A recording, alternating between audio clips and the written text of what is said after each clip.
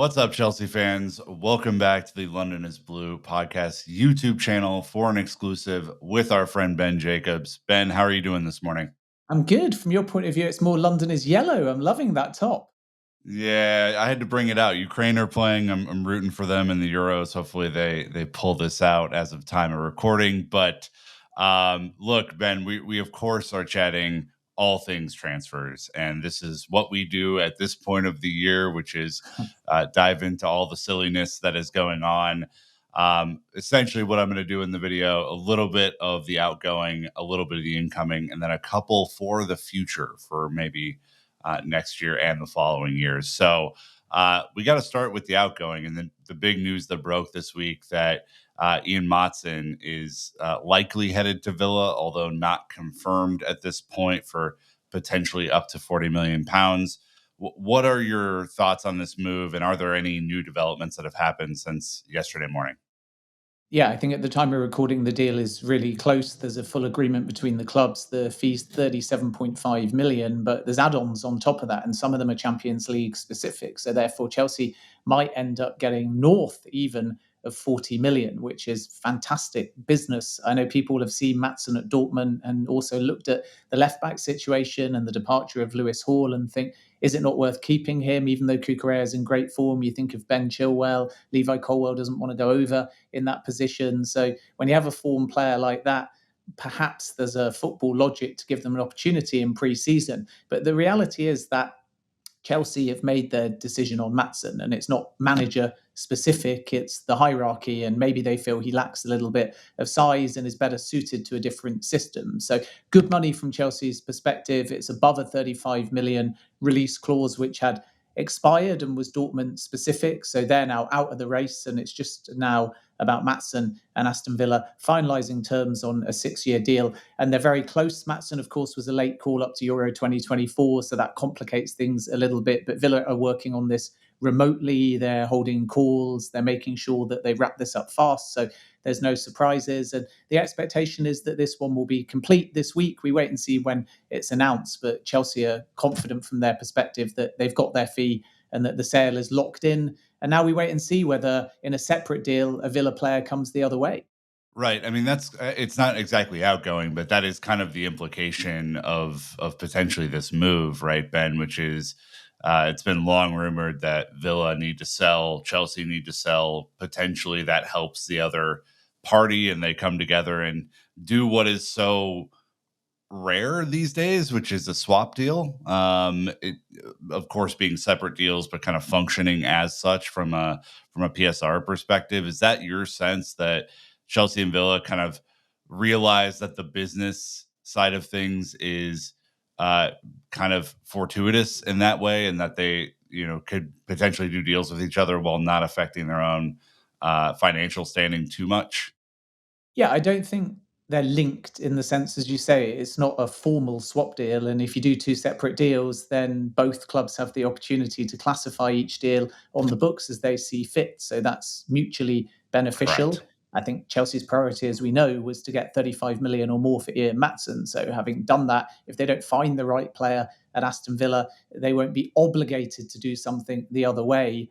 And with these deals too, it's really important to note that if you line it up now, heading towards the financial deadline, buyer and seller can also classify the deal on different years. And that's a little creative trick. So Chelsea can say, here's 37.5 million for Maatsen, put in this financial year, or they can do the deal sheet and they can get it all lined up heading into the financial deadline. And even Chelsea, because we understand that they're more concerned about the following financial year, could push that money to the next financial year. And from Villa's point of view, Exactly. even if Chelsea declare now on their books, Aston Villa can still do it if they so wish for the following financial year, which means that they don't have to have an outlay on this current financial year. So this time of year isn't just about rushing for the financial deadline. It's also about being creative, and buyer and seller can do different things. And we saw that obviously with Mason Mount, where everybody had presumed that the Mount fee was all about the last financial year, but actually it's going to be declared on this forthcoming financial year. So there's the creativity. This is the benefit when you're doing cash deals rather than working players in. And there's no guarantee that it will be John Duran coming the other way either. The neat narrative is obviously Chelsea have got almost 40 million for Maatsen and Villa value Duran at around 40 million. So was there to be a separate deal, you would think that the clubs had worked together to meet the valuation in a mutually beneficial way, and maybe even inflate the valuation in a mutually beneficial way, because that way they can both put healthy amounts on their books. But Duran is no guarantee at this stage.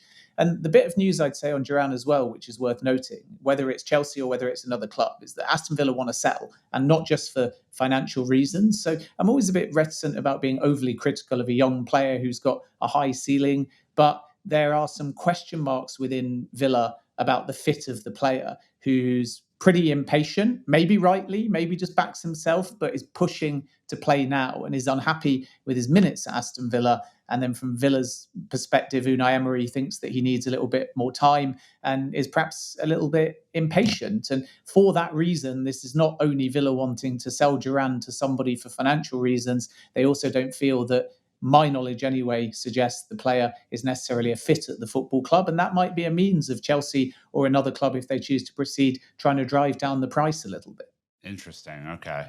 Um, is there anyone else on the outgoings list, whether it be Trev Chalobah, Cesare Cassidy, Armando Broya, Madueke, Datra Fafana, Chilwell, any of these other players that are potentially close to a move away from Chelsea Football Club at this point?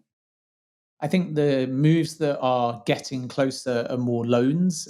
As we might have said last time, Alfie Gilchrist to a championship club is a big possibility. Enzo Maresca might want to look at him in pre-season first, but that doesn't mean that you can't line it up. And Leeds United, Preston and Blackburn are the three clubs that have made the initial inquiries, and we wait and see whether that develops slowly or fast. I think Leslie Okwichukwu could be loaned as well, and part of the reason and the clue is that he was allowed to go to the Olympics, whereas Benoit Badiashile and Malo Gusto weren't.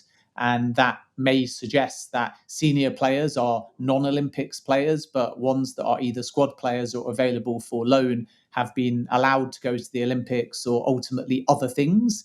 And again, after Enzo Maresca meets with everyone and maybe takes these kind of players to America, that could be a loan and one to watch. We know that Amanda Broya is a live topic, and Chelsea are hoping that his value raises during Euro 2024. I thought he did okay in the first game, hasn't got on the score sheet yet. And that's what's putting off suitors, not the profile, not the attributes, not the age, simply the fact that 38 games for Chelsea, 3 goals. I think it was 7 or 8 appearances for Fulham on loan, not all starts, and again, didn't score. So that £35 million price is a big outlay.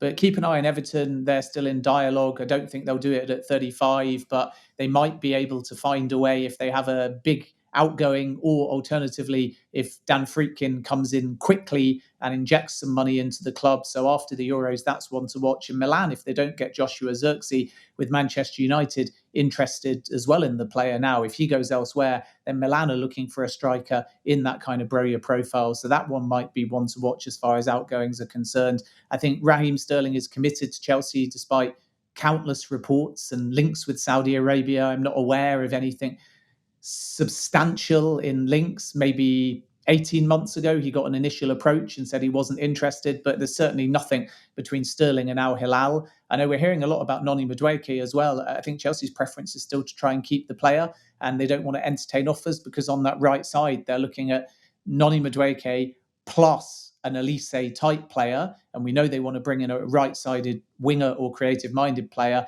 And then that allows Cole Palmer to play in a more central area, which we'll see more and more of, I would imagine, next season. So it's not about Madueke being in an overstocked position. It's about him being one of two that is more a defined right-sided specialist. And we know that Enzo Maresca likes wingers. So I'd be very surprised if he goes.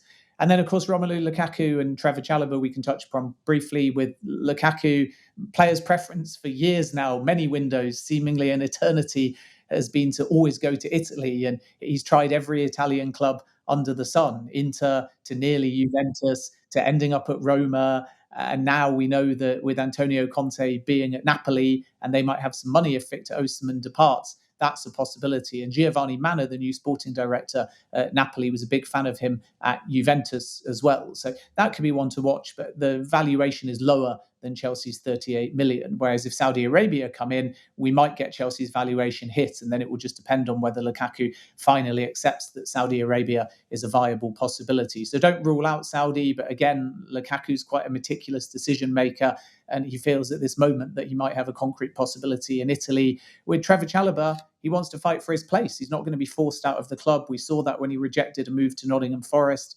And even though Bayern was a concrete possibility, the loan 12 months ago, the parties couldn't get over the line. So if the right offer comes for Chalobah at 25 million with European football, that's basically perfect for him, then he will go. But right now, he's not thinking about an exit. He wants to fight for his place. He knows that he finished the season in good form. So it's not a routine exit for Chelsea, and it won't necessarily be a popular one either. And then I suppose Conor Gallagher we should also mention too. Same kind of story as Chalobah, not going to just allow himself to be shipped out of the club. It's going to take in excess of 50 million. Villa can't afford that. Atleti made a very informal and very low offer. I don't even know if we can call it an offer, but an approach, talking in the region of 20 million. And naturally, they weren't going to get anywhere with that, not without chucking in a player as part of the deal. So that leaves Spurs. We wait and see whether they're going to bid. But this is not a Daniel Levy type deal.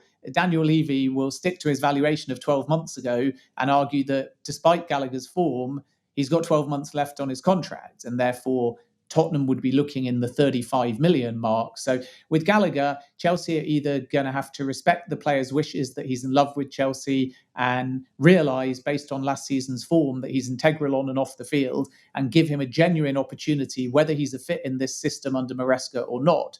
Or they're going to have to cede on price if they do want a sale now, and maybe come down from 50 million to 40, 45 million. I don't really buy, personally, this comparison with Mason Mount, because Mount was 55 million total package, and yet he'd had injuries, and yet he'd come off the back of a really indifferent and unfortunate season where he lacked confidence. But the profile of Mount has such a high ceiling even now that that's the investment from Manchester United. Whereas with Conor Gallagher, I'm not saying that he doesn't warrant a big fee, but the time left on the contract, the age of the player, and all these other factors change the price slightly. So you can't, in my view, make a like-for-like comparison with the Mount package. And I think that if Chelsea are holding out for 50, 55 million, they may simply struggle to find suitors. And that may mean that Gallagher ends up staying.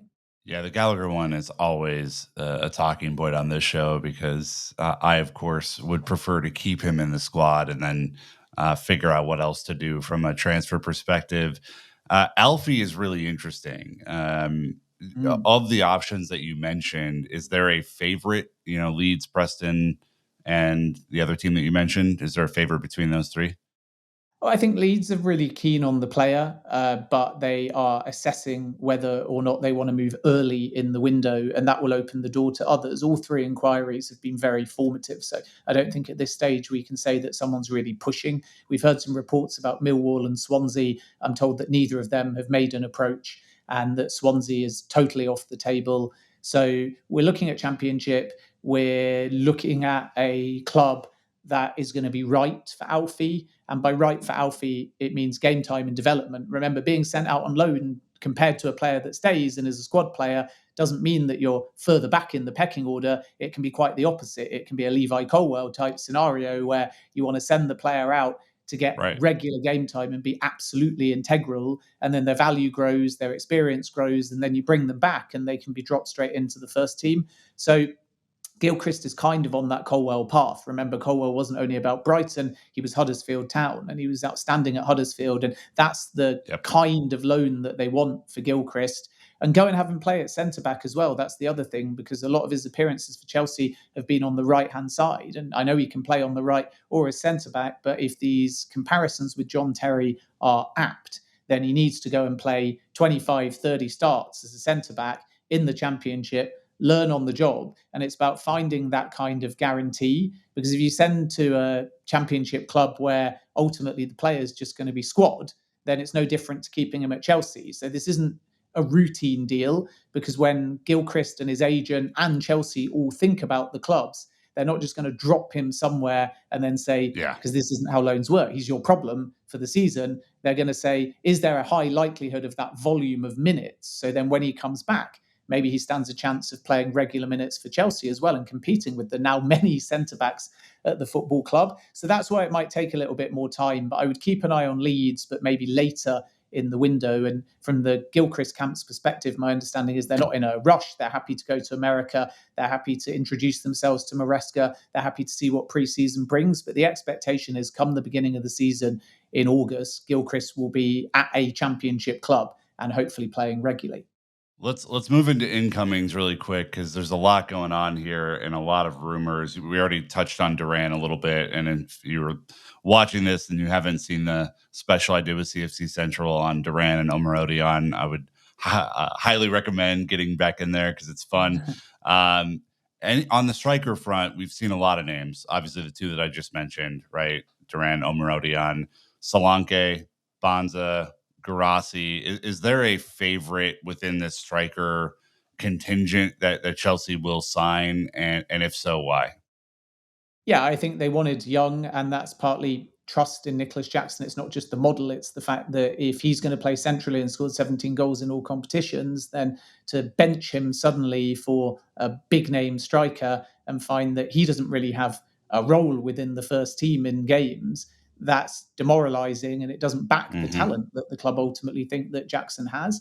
And remember, I come back to what I said before, that Enzo Maresca's obsessed with wingers. So some may say, couldn't we sign somebody, have Jackson also there, have the possibility for Nkunku to play as a false nine, and then if you want Jackson to play with another striker, he just moves to the wide left. But ultimately, as effective as he may be playing in wide areas too, he's not a traditional winger. And Enzo Maresca is going to give priority to traditional wingers. So it's good news for Mykhailo Mudryk. It's good news for Raheem Sterling. Remember at Man City, he was very much a hug the touchline type winger, so can play in that role. It's good news potentially for Noni Madueke and also someone like Michael Olise, but wide forwards or central forwards being asked to play out of position, not necessarily how Maresca sees things. So I think it's almost a conundrum because when it was Potter and goals were hard to come by, or when it was the very early part of the season, I think everyone felt like they needed a box office striker. It was the missing piece, and it had to be somebody established that could come in and get guaranteed 20 plus goals. Then flash to the end of the season, and you've seen Cole Palmer get into incredible figures. And on top of that, Jackson have very respectable numbers. So goals are not a problem. It was 77 in the Premier League. It was 100 plus in all competitions. So they don't have to have that one name that fills the void statistically of goals. It's just really about depth now. And that might mean that they go a little bit younger. So Duran was very serious for that reason, and the kind of profile and the fact that they bid for Samu as well tells you everything about the kind of profile that they're seemingly prioritizing at this point. And it's whether either of them are not only the right fit, but the right value in the market. And with Samu too, even though he's changed agent, my understanding is that his mum now represents him. The old agent is still involved, and the old agent had done the legwork for what was perceived to be a slam dunk new contract at Atleti with a new release clause and would tie him down and end any speculation over his future. But now Chelsea are trying a little bit of opportunism. Whenever anyone gets a new agent, there's always a window of opportunity. And they haven't just placed one bid, they've placed multiple offers. So that's the kind of profile. Those two are the ones that they're working on. With Dominic Solanke, I'd be surprised if a return is on the cards. It's absolutely Yeah. true that he's been discussed. There's a 65 million release clause, and Bournemouth are not looking to sell. So you would likely have to pay either the release clause or around the release clause. And I think that's going to prove too high, and they'll move on to other targets. And as much as I like Solanke, Chelsea fans' last memory of him, positive and negative, I suppose, is missing an absolute sitter on the final game of the season to try and equalise at Stamford Bridge. And he blazed it over the bar from just a couple of yards out. And that's no disrespect to Solanke. What a great season he's had across the whole season. A Yeah. fantastic player and very welcome at many top clubs. But it just shows you that even with a player like that, there will be big chances missed. There will be obvious scoring opportunities. I know that's every footballer, but is he an improvement, therefore, on Nicholas Jackson? If Jackson puts away even 30% of the really big chances that he should be burying, especially the ones with his head, where from close range he missed one or two, or the ones that are less about technique and less about understanding what you're going to do and more just about that final decision. I think, for example, when he was clean through at Wembley And he just didn't really know if he was going to go around the goalkeeper or hit it early. And then he went around the keeper and then he looked up and I think then he tried to cut it back to Cole Palmer. That's sort of Nicholas Jackson all over. And you just think to yourself, if he just has that speed of thought and confidence, because his technique's there, his profile's there, his pace is there, his runs are there, then he is going to put away more of these big chances. So then do you need a Solanke, or again, do you need a Nicholas Jackson to just put away more of those chances? I think Chelsea feel they back him. So that's changed their approach a little bit, which is why they're going younger. And then Guirassy the wild card. And it's only there and discussed because the release clause is so low that perhaps it's just value for money. And 30 goals in 30 games for 15 million quid, why not? And it may well be that they move on that front simply because they feel that it's too good to turn down, even though it goes a little bit against their model in terms of age and profile. And then it's all about the player. And is he going to come in if he's not guaranteed to start week in, week out? Because the other suitor that want him is Dortmund, and Dortmund are able to say, if we sign you, we're playing you every week. And Chelsea may be at a slight disadvantage there. And the last name I'd mention is Evan Ferguson, who may not be the most popular choice with Chelsea fans. It's going back to Brighton again. And the price will be high, even though Evan Ferguson hasn't had the greatest season last campaign. But Chelsea appreciate there's the high ceiling. They feel that that might be an investment. So there's no concrete advancement on the Evan Ferguson front, but he's been a name that's been discussed for quite some time. So let's see what direction Chelsea move in. But the striker is not only something they're actively working on, but it's the key priority at the moment to get over the line and ideally do so before pre-season starts. We have to talk about Michael Olise. Are there backup options for that sort of right wing or left wing area where Chelsea are looking right now? Yeah, I think that Crescencio Somerville is one to keep an eye on for Chelsea. I think Liverpool have backed off for now, and we know that Brighton are pushing there. But that's a player that Chelsea see at value because of Leeds' situation. Leeds don't need 100 million despite reports, but they need at least 60 or 70 million. What people forget is on this financial books, they will be able to add the sales of Tyler Adams and Luis Sinisterra to Bournemouth. So their finances are not as dire as some suggest, but they're going to need to lose a couple of big assets in order to balance the books. And one of them is likely to be Crescencio Somerville. So Chelsea haven't gone to Leeds yet, but they're well aware that if they move in that direction, they can get a deal for roughly half the price of Michael Olise. If we're calling Olise 60 to 65 million, and that's another key point on Olise, as I've reported pretty consistently, it's not 60, it's 60 to 65. It's higher than 60 million, this release clause, whereas Somerville could be in the region of 35 or 40 million. So far more value there, a form player, a young profile, exactly the kind of thing that Chelsea may look for. So nothing advanced yet, but that's the type of profile and name that Chelsea have got on the list if they do have to move away from Michael Olise. And I don't think they mind whether they're left-sided or right-sided, by the way. I think they like the versatility. They like the fact that players can switch sides. You're going to see that a lot with Maresca, with Fatawi and Mavididi. There was a lot of movement, even Vardy in a more central area. They constantly float right and left and switch positions. So it's not only about having a rigid right-sided or rigid left-sided player, even though Chelsea are well stocked in the latter. It's about having players that are not afraid to hug the touchline and are not afraid to switch sides, and of course can get into those central areas and score goals as well. And Somerville proved that he could do that in the Championship last season.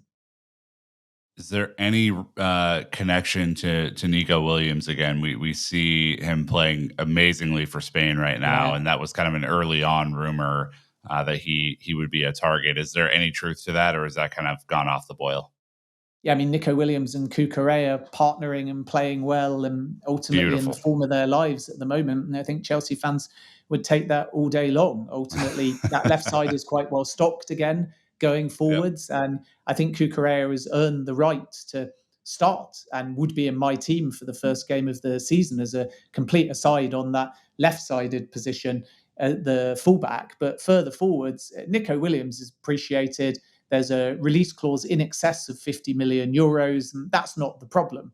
Most suitors think that that number is extremely valuable. The issue with Nico Williams is the wage. And when he signed a new deal, his new wage was roughly 200,000 euros. So that's what, about 165,000 English pounds a week. Apologies if my conversion is off, but it's something in that ballpark anyway. Roughly, right. So if he's to move, he's going to want a wage hike, or at worst, somebody to match the wages. And that's not something that Chelsea and other suitors are prepared to do. So we can classify Nico Williams as a concrete profile that's been discussed and appreciated. But when they've done their due diligence, Chelsea, they just feel that the wages are going to be too high. So it's unlikely to be a deal that they proceed in.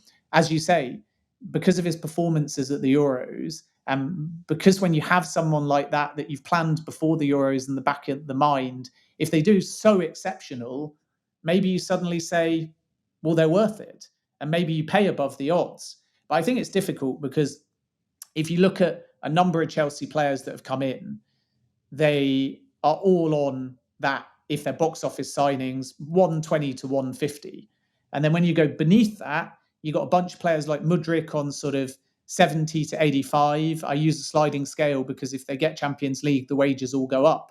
And in the seasons where they don't get Champions League, if they've had Champions League, then there's a decrease for all of these new players since not the last January, but the one before. The players like Mudryk and Enzo Fernandez, they all agreed to this incentive-driven structure. So the wages will move around a little bit. And then you've got other players like Colwell and Gallagher on much, much less. So if you suddenly bring in a Nico Williams, a young player, an incredible talent, but ultimately not Premier League proven at this stage, and you say, okay, you're on 180k or 200k or something like that, it rocks the boat, but it also sets the precedent whereby all of your other signings may not want to join Chelsea unless they're getting equivalent, and Chelsea want to keep the wage bill down. So the wages are a real stumbling block, and that's why Chelsea haven't moved, and there's no indication yet that they're going to change their mind. Well, Ben, cannot say thank you enough for this quick update. I know we originally were going to talk for just a small amount of time, but it ended up being kind of a larger amount of time because Chelsea are just inevitable in the transfer window. There's And because I always never stuff shut going up. It's a on. mixture of Chelsea being busy and me never shutting up. It's two things. The people love it. That's why we're here. So really appreciate your time. And until next time, Chelsea fans, you know what to do. Keep the blue flag flying high.